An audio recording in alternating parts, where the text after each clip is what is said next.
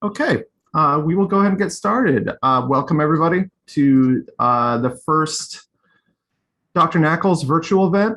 For those of you who may have been reading the NAACLS news for a while, you know that occasionally what we used to do is have a Dear Abby kind of format to our Dr. NAACLS, where staff would come up with a question that would apply to a wide variety of our programs, and then we would provide an answer.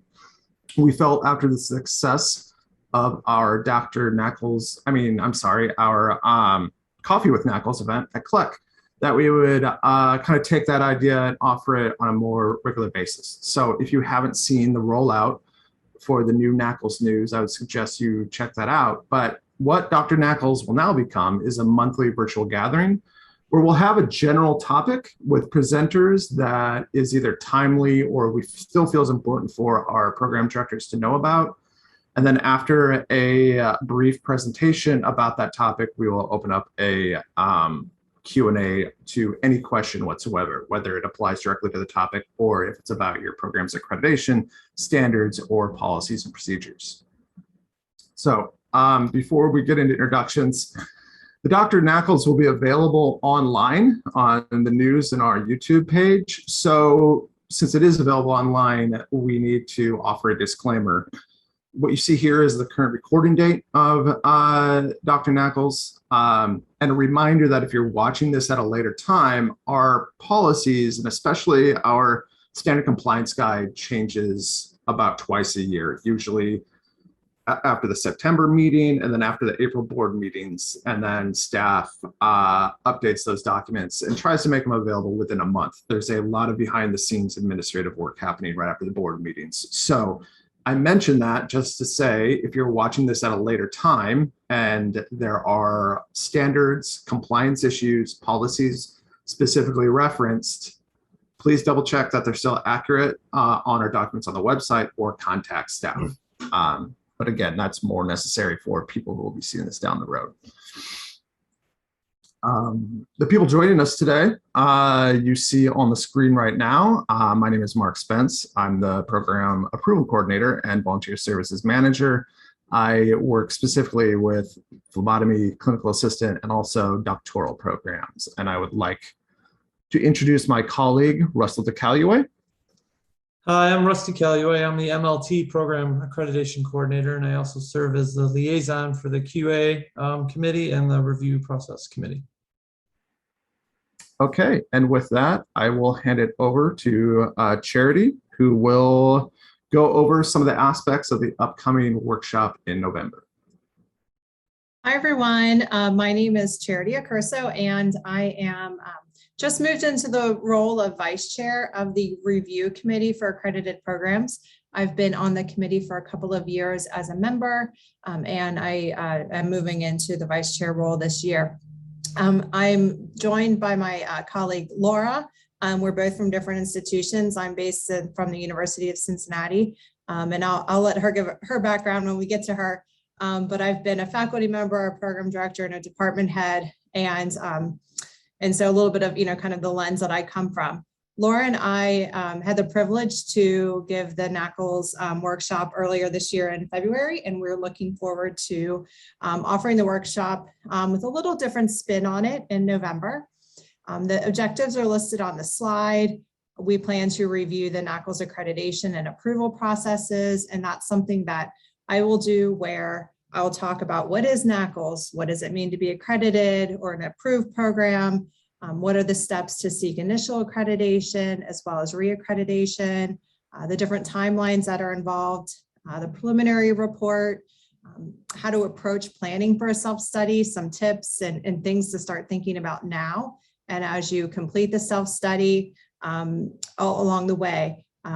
In doing this, Laura and I looked at some past feedback that we've gotten from program directors, as well as things that might have been cited or commonly missed during the process, and we use that to inform our presentation. So in addition to learning about the NAACLS accreditation and approval processes, at the completion of the workshop, you'll have some tools to design a timeline that will help you prepare for the self-study, as well as the site visit process.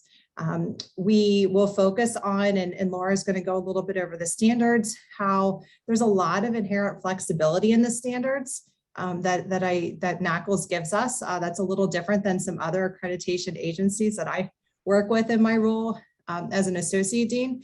But there's a lot of different ways that we can meet the standards and innovative practices. And certainly this last year and a half of doing things a little differently has shown just how flexible the standards can be. We'll also talk about how to ensure the program assessment and continuous improvement processes and plan. NAACLS is a very outcome-based accreditation process.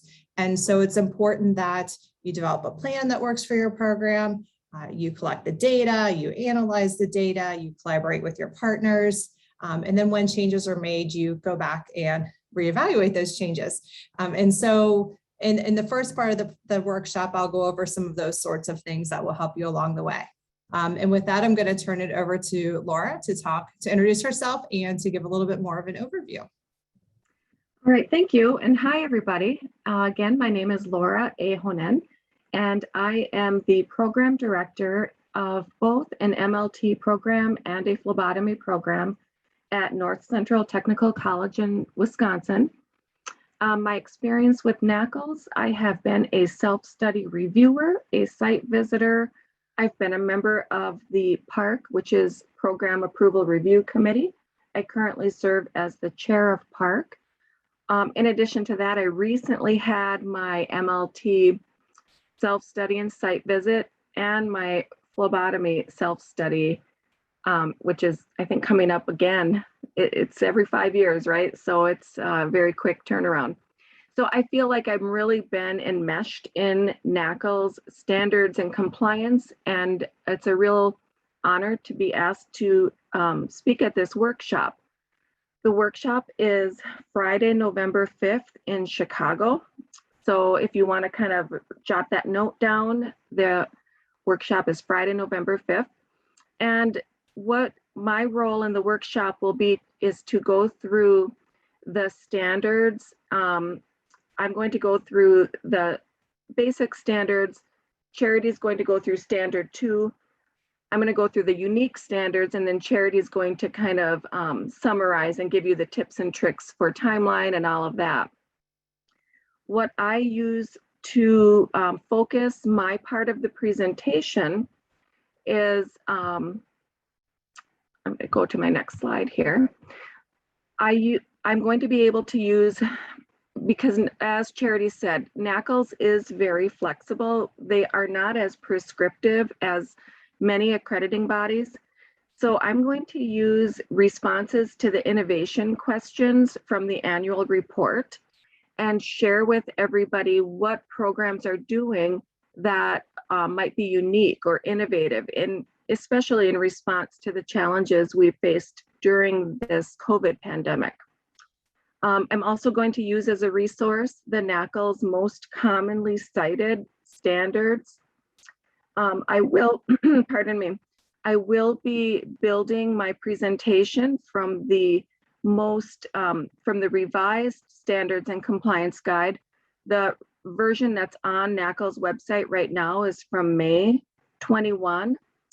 Again, the workshop's in November, so there might be a revision that comes out right before the workshop, but I'll be primarily developing it from that May 21 version. And the other component I'm going to use to provide information on my presentation are the discipline lead reports.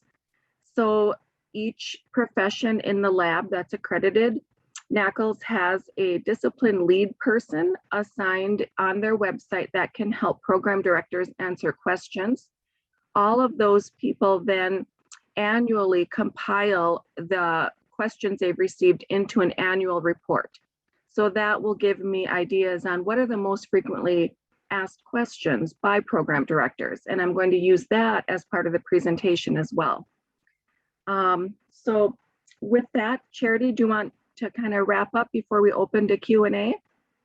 Sure. And so after we've gone through the different standards, as Laura mentioned, we're going to switch gears to planning for the site visit.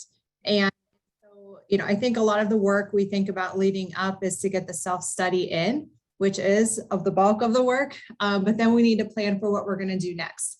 And so we'll talk about the site visit process, what are the steps and logistics involved with when site visitors are assigned, and what do you as a program director need to do next to start gathering all the meeting participants and establishing the schedule.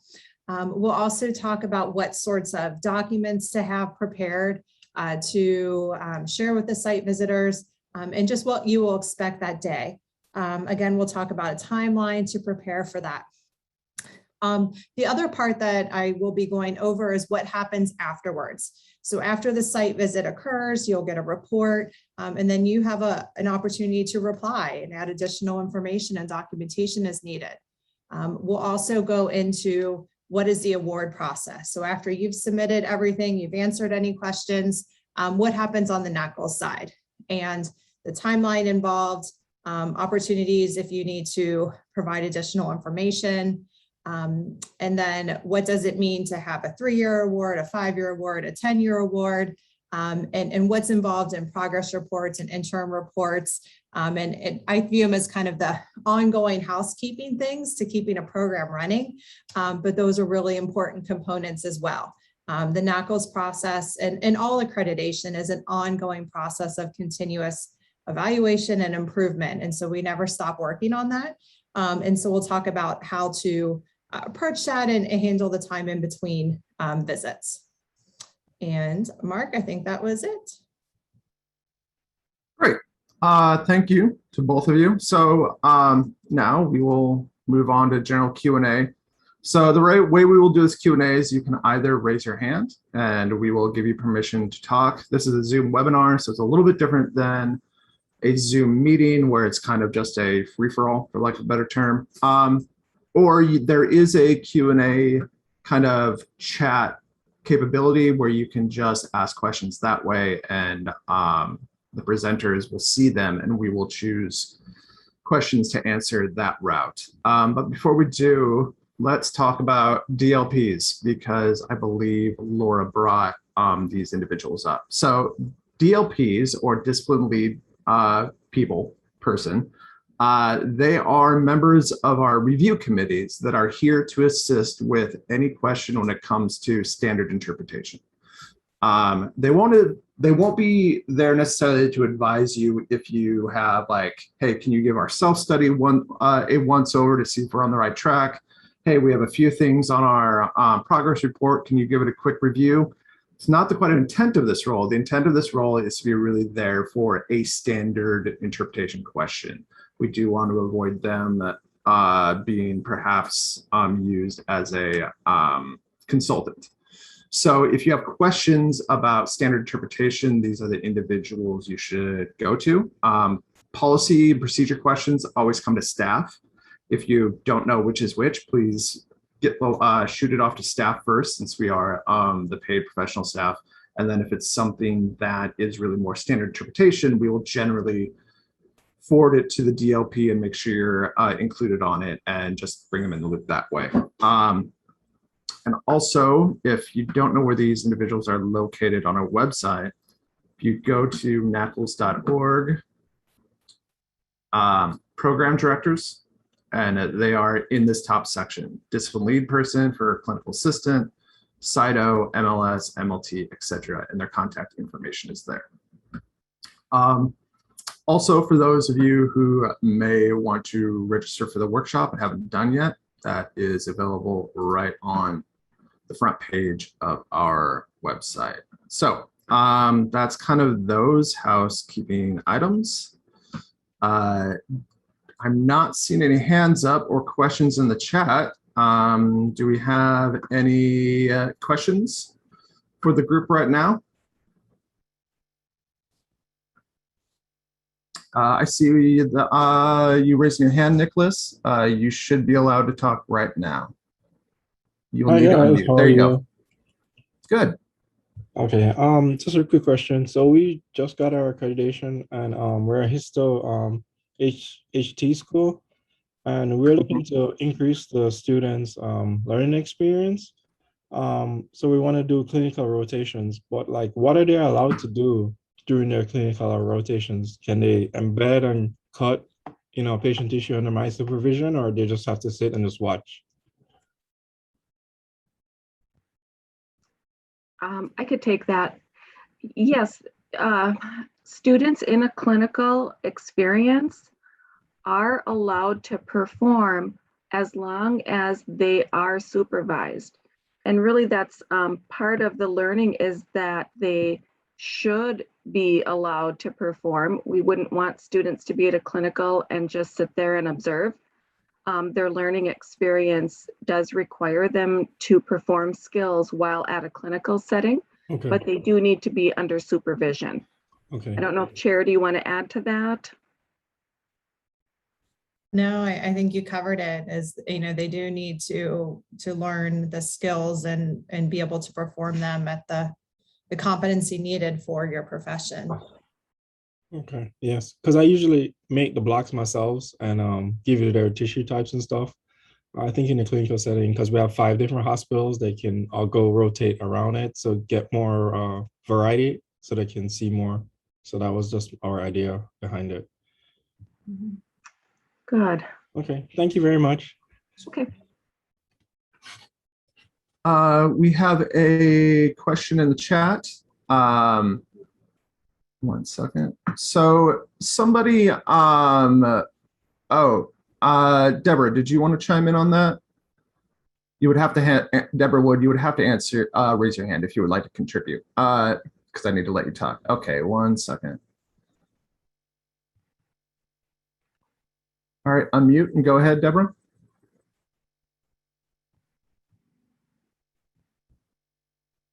Hi. There you go. Yes, I'm a program director for histotechnology, and my students do work in histology labs. They're employees in labs where they're doing their clinical experience. And one thing I just wanted to point out about having this particular group of students work on patient samples is that tissue samples are non-replaceable. Unlike blood or urine, they can't go back and get another one if something happens. So what I do, when the supervisors see that they have learned on discarded or practiced tissue and can start working on patient samples, they use autopsies blocks first, and then larger samples such as GI, liver, spleen. So if something happens and they exhaust the block, they can go back and get more. We wouldn't have them start out on skin biopsies or core biopsies. So I just wanted to throw that out there to help. Yeah, Thanks. I think that's great. Great advice. Yeah, good. We have a question in the chat. One second, let me do a little behind the scenes stuff. There we go.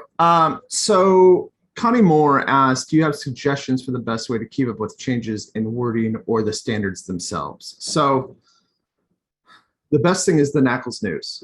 We tried to, over the past few years, really streamline where we distribute information from. It used to be, when the NAACLS news used to be and this has been 5 years at least already, when it used to be a newsletter, we used to email our program directors about something, put other stuff in the NAACLS news. And what we found is it was hard to make sure that our important announcements were consistently coming across because they were coming from different places. So right now, like, the best thing to do is follow the NAACLS news. That we make all announcements there, and specifically with standards. If our standards go through a very formal process to be approved. One of that is public disclosure. So if there's a substantive change to a standard, it has to go out for public disclosure for 60 days. That is posted on the NAACLS news. Generally, we also try to get that into the CLS educators listserv, but it is at least on the NAACLS news. It will always be on the NAACLS news for public comment, and then there will be instructions about how to make public comments beyond that. For any other changes, specifically the standard compliance guide, and changes in the standard compliance guide. Our committees are always looking at the standards compliance guide to make sure it is clear and it makes sense. So it is a very impressive but like tireless effort to make sure our language is clear and that we are making sense to, especially this wave of new program directors that are coming on and being hired by NAACLS. So there's clarity and transparency about what NAACLS wants in compliance issues when it comes to the standards. So if those items change, those don't go out for public comment. Those are living documents, but they will frequently affect the self-study review forms and site visit forms, which we have available on our website. The standards, the standard compliance guide, and all of our documents, the guide to accreditation, which doesn't get changed that much, those are changed in September and April as a result of the board meeting. If you'll see in the NAACLS news announcement, we always, a month after the September workshop, we do a board of directors update, which is authored by the CEO. What we're going to start doing, we've been doing that for years. What staff is going to start doing is making sure that the documents are all updated and on the website when that board of directors announcement goes out. So you will see that confirmed in the board of directors announcement. So that is the easiest way to kind of stay on top of changes to what I call NAACLS core documents, the standards compliance guide, and the guide to accreditation approval. So NAACLS news. I mean, I'm not a objective person when it comes to that. I run the NAACLS news, so obviously I want people to check that out. But I do think it really helps to eliminate confusion, and we want to make sure that you, as program directors, don't miss anything that gets announced. So we're trying to centralize all of our information. Charity, Laura, did you have anything with your experience as program directors to add to that? I was just going to mention, and Mark, maybe you said this and I missed it, that if you go to the NAACLS page and click under NAACLS News, there's the address that you can click on, or website you can click on and enter your email address or your preferred email address so that you get updates to the Dr. NAACLS or NAACLS News in your email box as well. It's hard to remember to go check the website, but that way it comes into your inbox, and that will help you, see when there's updates also.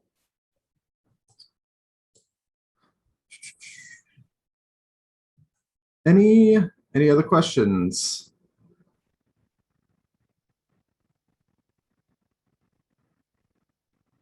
I guess the only thing I'll add to that is part of my work in preparing for the presentation is to highlight those changes from the last revision too. When I did the presentation in November, some of my slides were the original standard by the revised standard, especially if it was like really robust. An example of that would be standard 1D on the clinical affiliation agreements. The original standard required certain language, and now there's a revision to that the language required in the affiliation agreements is edited. So I'll try to highlight that for that November conference too. But again, the conference is November, and if you want to get a more regular update, then yeah, like Mark and Charity said, the NAACLS news. And I do subscribe, and the emails that come, otherwise I would forget. But it's nice to just get that email and get reminded that, oh yeah, this is a change coming. Another thing we introduced, since we don't have any questions, I can walk some people through this. So on the NAACLS news, a new feature we added is under the microscope. So under the microscope will be published every second Tuesday of the month. And what this is going to have are items that important items that you may have missed in the previous, from the previous couple months, and what is coming down the road. So yeah, no, I don't expect, and the staff doesn't expect NAACLS to, our program directors to check the NAACLS news every day. But if you remember, every second Tuesday of the month, or under the microscope, another way to kind of keep a better eye on what the major articles you may have missed, proposed standard changes are going to be a part of that, as well as what's coming down the road. No questions at this time, and that's okay. We're going to have more of these. So oh, I see one. Marie, I am allowing you to talk right now. And if you go off mute, you should be ready to go. Hi, it's Mari. I just had a Hi. question about those changes that you do put in place. Mhm. I am a program director for a hospital-based program, and I'm just wondering about the time frame NAACLS allows programs to have. So like, for example, if you are needing to make contract language changes, just getting things through legal takes a really long time. For some organizations, maybe more than others, but so a year is a reasonable, maybe reasonable time frame to get some of those contract language changes in. Does NAACLS take that into consideration? Yeah, I can answer. We Yeah. do, and I should clarify, the contract change was an omission. So we used to, NAACLS used to require that the clinical affiliation agreements assured that students could complete if the affiliation was discontinued. So that's just omitted. So if contracts have it, it's fine, but it no longer requires. But I'll let Mark speak to the timeline now. Okay, thanks. Yeah. Russ, do you want to jump in on that one, or do you want me to handle it? Actually, could you take that one? Sorry. Yeah, no problem. So to kind of expand on what Laura was saying, if there's a standard change where it makes things easier for program directors, such as standard one, when we eliminated having the clinical affiliate being responsible for ensuring that that the affiliate is responsible for placing students if it closes.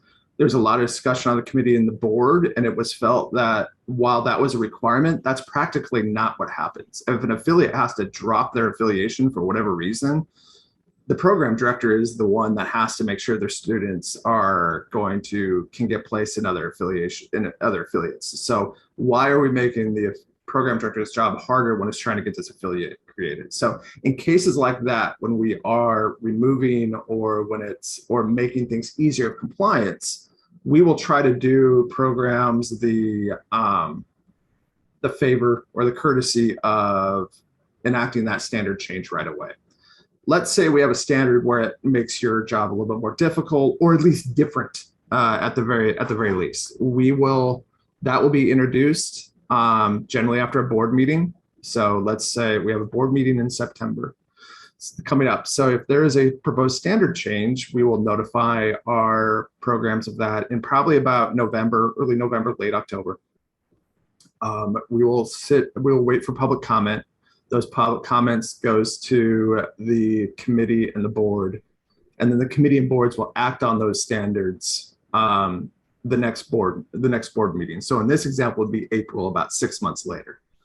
So once that standard is enacted, we don't hold programs to that standard 99% of the time until their next self-studies due. So if you have a self-study due in a year with the NOR, we will let you know at that time. The exception to this really, I would say, are the items we require and transparency requirements. So requirements that, things that need to be made readily accessible to the public. And the reason this is a bit of an outlier is because NAACLS goes through its own quality assurance process called recognition. And our recognition agency, CHIA, is very focused on transparency of items to the public. And CHIA does not necessarily have the time frame of implementation that we do. So to sum up, if we have complete control over the implementation, which we do 99.9% of the time, we will make sure to give you time, especially with affiliation agreements, that you have enough time to get that in place. You will have at least a year if you have a self-study due. For items that may make your job easier, we try to give you the courtesy of enacting those things a little bit faster. I think one thing, and then I'll stop yammering on, but one thing that may help to remember when these changes are being made is that, like I said, we have our own recognition agency. We really do know that it is intimidating for the self-studies and standard changes and things of that nature and site visits. But, we do ultimately most of our, a good portion of our board of directors and our review committees are all program directors themselves. So they aren't looking to make changes or enact policies that unnecessarily make your life more complicated. I understand accreditation probably does make your life more complicated, but we're not looking to do more harm than good.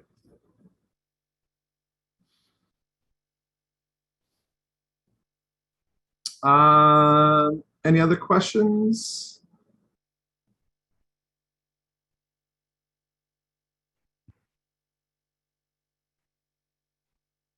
All right. Well, I don't see anybody, and we've been doing this for about a half an hour. Oh, we have another one. Does anybody have any tips of how to recruit, retain students for employment after completion of the program?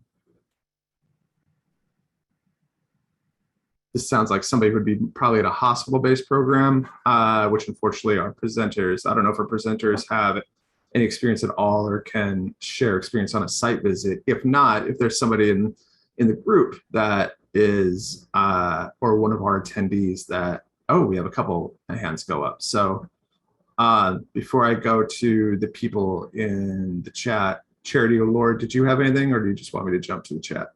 Yeah, I have one. I work at a university or a technical college, but I do have one of my affiliates that has an MLS program, and they had complained that it's hard to keep their students. They train them for a year and then they end up moving. So this particular affiliate applied, they have a grants team, and they applied for a Department of Workforce grant, I believe it was. And the grant paid for students to go through the program. So the students' tuition was paid, but because this hospital was a partner in the grant, the hospital could write the proposal to the students that then the expectation is the student works there for 2 years after they get their tuition paid. So maybe that was just one idea. Otherwise, yeah, I think that is a problem in a lot of places. And until they had this grant, that was an issue for them as well. So Don Taylor, I see your hands up. Before I get to it, the person who asked the original question had a bit of an addendum. It said, in other words, can we legally use a local applicant point system for our admission criteria? I'm assuming that means somebody who it could potentially take that job would maybe get a priority. So Mark, I can comment on that. Yeah. That's Okay, helpful. go ahead. I think the key thing with admissions process, and this relates back to CHIA, is just that your process is clear and transparent. And so if in your application process, and you need to have that available to the public and included on your website, it says preference given to local applicants, you've been transparent about that. And so that's where that needs to be important. I know that that's something that in our institution, we're here to serve the local community, and so but it needs to be clear in your process that's shown. Locally, I know that some institutions, some hospitals and laboratories have a tuition reimbursement process or assistance process where, if a student stays on, they may give them money towards their, if they took out financial aid or, have loans to pay back. So that's another way to consider. But I'm sure this group might have some other ideas as well. And Joan's been here for a while, so she probably has some good suggestions as well. I see she made a comment in our chat box. Yeah, before I get to Joan's comment, Dawn, looks like you're ready to go. Your mic is unmuted. Hi, can you hear me? Yeah. Great. I'm Dawn Taylor. I am a MLS program director for Ascension outside Detroit, and just responding to the question, how can we retain graduates? We've been, struggling along with other locations with that, and we do a pretty coordinated recruiting fair at the end. We do poll our whole entire system, give the students an opportunity to apply. We do a job fair type situation, and then we do a ranking of the students' preferences for those jobs, and the managers get to rank their preferences of students, and that's how we make the decisions. But then, you know, how do we get them to stay? One of those things, or to accept the positions that we offer them, and a couple different ways. We do have a very nice recruitment package that includes bonuses, particularly for off shifts, that go like the first 18 months, 6 to 18 months of employment. We also do loan forgiveness, as Charity mentioned, a very nice loan forgiveness process. There's also tuition reimbursement should they decide that they want to further their education. So it's quite competitive in our market for sure. And so those are the things that we've been doing on a regular basis to retain our graduates. Certainly, there are bonuses even just outright because the market is pretty competitive, but we have some special bonuses that go just to our students as well, graduates of our program, that we've been fortunate. Our average has been about 75% retention. I guess the bigger question that I hear from managers is how do you get them to stay beyond the 1 year to 18-month commitment? And so we have Laura's suggestion of this one facility that does the contract for 2 years. We have thought about that, talked about that, but with our HR advisement was that, you know, it's very, very difficult to enforce. If you put something like that as a hiring stipulation, it's very, very difficult to enforce. And with our market being so competitive as well, we're competing for students as well. And we all want to fill our spots. So there's multi-layers, facets to this, and it's something that we're all dealing with. Thank you, Dawn. That was very, very helpful. So 1 second again. Joan in the chat offered this advice. We try to hire some of our MLS students as part-time during the second half of the year to entice them to stay. We hire as many as we can, and it varies from year to year. So there's another tool when it comes to those retention policies. And just to echo something Charity said, just because this cannot be, it's probably stated enough, it's just the transparency of these policies, especially when it comes to admission. I know the standard wording is something like current students and prospective students. Everybody's a prospective student, just so think of it that way. And for the most part, when these policies are clear and readily available, you have a good chance to be in compliance with the standards. Any other questions?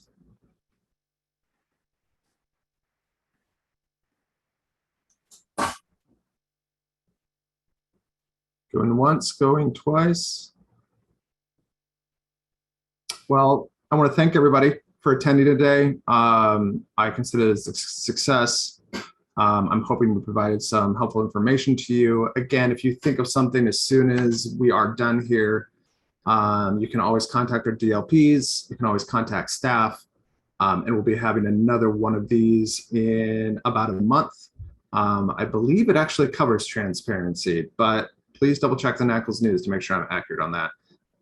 These Q&A times will change days of the week and times of the day, just because we know everybody has vastly different schedules and we want to provide as many opportunities to everybody. But they will continue to be posted on the NAACLS news. I would say hopefully within a week of when the Dr. NAACLS event was, depending on other items, obviously. So thank you, everybody. Stay healthy. Good luck with the beginning of your school year. And please feel free to contact us if you have any additional questions.